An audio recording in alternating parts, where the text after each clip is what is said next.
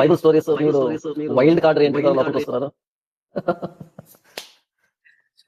Brother praise lord brother వందనాలు. First of all Bible stories ఏంటి, ఆ పేరేంటి? బ్రదర్ యోహాన్ బ్రదర్ నా పేరు. అలా కాదు, స్టోరీస్ అనేది పెట్టాల్సిన బైబుల్ స్టోరీస్ ఏంటి? అవును బ్రదర్, జస్ట్ అది నేను అప్పుడు ఆ మధ్యలో అంటే చిన్న చిన్న మామూలుగా ఈ వృత్తాంతాలు ఉన్నాయి కదా వాటి గురించి స్టోరీస్ అని పెట్టద్దు, బైబుల్ స్టోరీస్ అని పెట్టద్దు. స్టోరీస్ లేవు బైబుల్లో, అందుకని అన్నాను అంతే. అది మన ఇప్పుడు కుష్ఠరోగి తర్వాత గుడ్డి వాళ్ళని అట్లా చిన్న చిన్న స్టోరీలు కాదు, అవి స్టోరీలు కాదు, స్టోరీస్ కాదు. అయితే నేను జస్ట్ అది పెట్టాను. ఆ తర్వాత దానికి మళ్ళీ నేను పేరు మార్చేసిన the gospel of salvation YouTube channel పెట్టాను. కానీ అది అందులో నేను ఇది మెయిల్స్ లో వెళ్ళి దాన్ని కరెక్షన్ చేయలేదు, దాన్ని మర్చిపోయినా. అయితే అది అలానే వస్తుంది. తీసేసాను, చాలా రోజులు తీసేసేది, కానీ అక్కడ వెళ్ళి కరెక్షన్ చేయలేదు. చేయాలి దాన్ని. ఏం లేదు ఇప్పుడు మామూలుగా అదే మాట్లాడడానికే జస్ట్. అయితే ఈ మధ్యకాలంలో మన జమీమా గురించి చెప్పారు కదా, దాని గురించి ఆల్రెడీ ఆల్మోస్ట్ ఆయన అడిగేశారు. అయితే నాకు ఉన్న విషయం ఏంటంటే ఈ రోజుల్లో నిజంగా మొత్తం ఇప్పుడు మనం అంతా ఆత్మ సంబంధమైన విషయాల్లో మనం ఉన్నాం కాబట్టి ఈ లోక సంబంధమైన విషయాలు మనకు ఉండడం ఉండకపోవడం అవన్నీ కూడా అనవసరము. అయితే ఈ రోజుల్లో ఏమైపోతుందంటే ఈ సెలబ్రిటీలో లేకపోతే గొప్ప గొప్ప వాళ్ళు లేకపోతే చదువుకున్న వాళ్ళు లేకపోతే ఏదో జ్ఞానవంతులు ఈ లోకరైతే ఏదో సక్సెస్ పొందుకున్న వాళ్ళు వచ్చి ఏదో దేవుని వాక్యాన్ని షో చేయడం అనేది చాలా నవ్వుకోవాల్సిన విషయం. ఎందుకంటే దేవుడు మనల్ని షో చేస్తాడు, మనల్ని బంధవంతులుగా చేస్తాడు, మనల్ని గొప్ప వాళ్ళగా చేస్తాడు, మనల్ని ఆయన పైకి తీసుకెళ్లి వాడుకుంటాడు అనేది దేవుని వాక్యం చెప్తున్నట్టు సత్యం. అయితే ఈ రోజులో ఏమవుతుందంటే రివర్స్ అయిపోయింది. రివర్స్ అయిపోయి వీళ్ళు ఏం చేస్తారంటే ఇందాక అన్నారు కదా అదే జీవి రామ్ గోపాల్ వర్మ ఏదో చెప్పాడని, లేకపోతే వాళ్ళు ఏదో గొప్ప గొప్ప వాళ్ళకి అంటే దేవుని వాక్యాన్ని నమ్మించడానికి చూపించడానికి ప్రకటించడానికి ఈ లోక సంబంధమైన మనుషుల్ని టాలెంట్ ని యూజ్ చేసి మరి దాన్ని షో చేయడం అనేది చాలా నవ్వుకోవాల్సిన విషయం అవుతుంది. దాని గురించి మాట్లాడాలనుకున్నా. ఆల్మోస్ట్ నాకున్న విషయాలు సగం వరకు చాలా మంది మాట్లాడేశారు. అయితే దీని గురించి మీరు ఏమంటారు? అసలు యాక్చువల్ నేను నా కంటెస్ట్ ఏంటంటే దేవుని వాక్యాన్ని మనం అది సత్యము అని అది దేనైనా కన్ఫర్మ్ చేయాలి. దేవుని వాక్యము దేనైనా కన్ఫర్మ్ చేయాలి, అది దేవుని వాక్యం చెప్తున్నది. అయితే ఈ రోజుల్లో దేవుని వాక్యాన్ని కన్ఫర్మ్ చేయడానికి ఈ లోకరీత్య విషయాలని దాన్ని షో చేస్తున్నారు. అది నాకు కొద్దిగా మొత్తం కంప్లీట్ గా నేను డిస్టర్బ్ అవుతున్నది. అర్థమైంది. మీరు చెప్పిన బ్రదర్ చెప్తుంది ఏంటంటే దేవుని వాక్యాన్ని గొప్ప చేయాల్సిన దేవుని వాక్యమే అంటే ఆత్మ సంబంధమైన సంగతుల్ని ఆత్మ సంబంధమైన సంగతులతోనే సరిచూస్తూ ముందుకెళ్ళాలి. అంతేగాని దేవుని వాక్యం హైలైట్ చేయడానికి మిగతా వాక్యం వాడకూడదు అన్నది మీరు చెప్తున్నారు, అంతే కదా? అవును కదా. అది బాధాకర విషయం ఏంటంటే వాక్యం హైలైట్ కావట్లేదు, వాక్యంలో వస్తున్న మిగతా హైలైట్ అవుతున్నాయి. అది తప్పు. ఎందుకంటే ఇప్పుడు వాక్యం చెప్పడానికి కూడా ఇప్పుడు మనకి సర్వలోకానికి వెళ్ళి సర్వసృష్టికి సువార్త చెప్పండి అంటే వాళ్ళు ఆ సువార్త చెప్పడానికి ఇందాక బ్రదర్ అన్నాడు మనం అప్రోచ్ అయ్యేది అసలు అప్రోచ్ ఏముంది బ్రదర్? అప్రోచ్ ఏమీ లేదు అక్కడ. ఉన్న విషయం ఏంటి, ఇప్పుడు ప్రతి ఒక్కడు కూడా పాపం వాడు చిన్నతనం నుండి జీవించిన జీవితాన్ని బట్టి వాడు ఒక స్థాయికి వచ్చిన తర్వాత వానికి ఒక భయం అనేది స్టార్ట్ అయింది. ఏంటి ఆ భయం అంటే పాప భయం.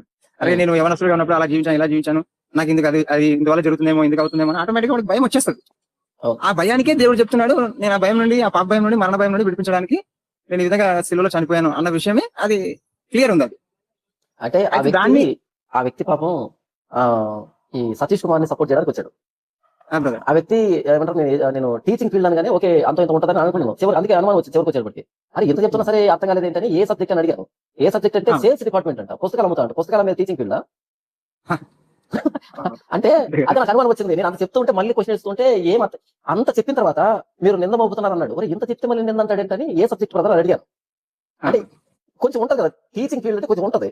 అయితే ఆ వ్యక్తి చివరికి వచ్చేటప్పటికి కాదు పుస్తకాలు అమ్ముతాడంట.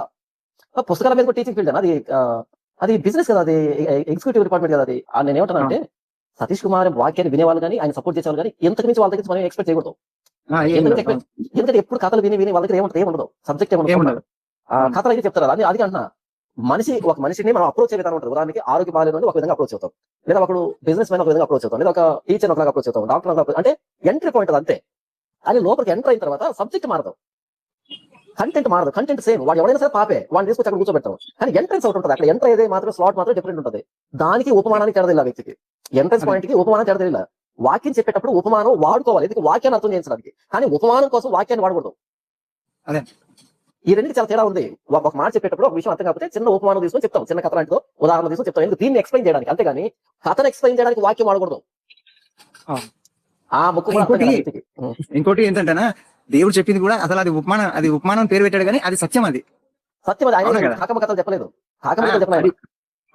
అది కూడా సత్యమే. ఇప్పుడు ఆయన తక్కువైన కుమారుడి గురించి చెప్పినాడు అంటే అది ఉపమానం పేరు పెట్టాడు కానీ అది సత్యం. అది అవును, అదే అంటున్నాను. యేసు చెప్పిన ఉపమానాలకి కలవటెంపుల్ చెప్పిన వాటికి సంబంధం లేదు అసలు. వీళ్ళు ఏం చేస్తున్నారంటే కంప్లీట్ గా వీళ్ళు ఏదో ఆలోచన చేసి ఇట్లాంటి నా దగ్గర చాలా ఉన్నాయి చెప్పాలంటే, నా దగ్గర స్టోరీస్ అంటే ఊహించి చెప్పాలంటే మనకి దేవుడిచ్చే సత్యానికి సాతాను కూడా కొన్ని పిట్టకథలు చాలా మన మైండ్ లో నింపేసి అట్లాంటివి చాలా ఉన్నాయి నా దగ్గర చెప్పాలంటే. ఓకే. కానీ ఒకటి ఏంటంటే ఇక్కడ దేవుని వాక్యాన్ని చెప్పడానికి, అది నిజము అని దేవుని వాక్యం నిజము అని చెప్పడానికి వీళ్ళు ఏం చేస్తున్నారంటే ఈ లోకంలో కల్పితాన్ని తీసుకొచ్చి దాన్ని హైలైట్ చేస్తా ఉన్నారు. అవును. అది సింపుల్ ఏంటంటే గాంధీ జయంతిని సక్సెస్ చేయడానికి 10 మందికి తాపించి జేజేలు కొట్టిస్తున్నారు. అదే ఇప్పుడు వాక్యాన్ని సపోర్ట్ చేయడానికి అబద్ధాన్ని వాడుతున్నారు.